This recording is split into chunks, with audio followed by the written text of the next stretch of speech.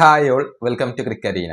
RCB ആരാധകർ ഇപ്പോൾ ഏറ്റവും കൂടുതൽ ഉറ്റുനോക്കുന്ന അപ്ഡേറ്റ് അത് ഓസ്ട്രേലിയൻ പേസറായ ജോഷ് ഹേസൽവുഡുമായി ബന്ധപ്പെട്ടതാണ്. ഇന്നലെ ക്രിക്ക് ബസ് ഇതിലെ ഏറ്റവും പുതിയ വിവരങ്ങൾ നൽകി.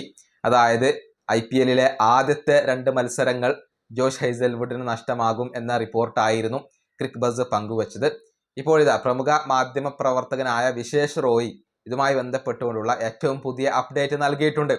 അതായത് മുംബൈ ഇന്ത്യൻസിനെ നേരിടാൻ RCBയുടെ നിരയിൽ ജോഷ് ഹേസൽവുഡ് ഉണ്ടാകും എന്നാണ് വിശേഷ് റോയ് പറഞ്ഞിട്ടുള്ളത്. അതിനു മുന്നേ RCBയുടെ ക്യാമ്പിൽ ഹേസൽവുഡ് ജോയിൻ ചെയ്യും എന്നാണ് ഇദ്ദേഹം സ്ഥിരീകരിച്ചിട്ടുള്ളത്.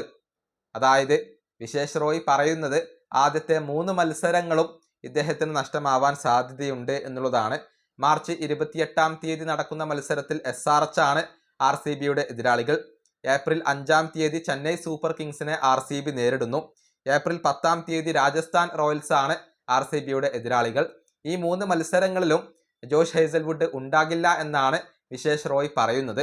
എന്നാൽ ഏപ്രിൽ 12-ാം തീയതി കരുത്തരായ മുംബൈ ഇന്ത്യൻസിനെതിരെ RCB കളിക്കുന്നു.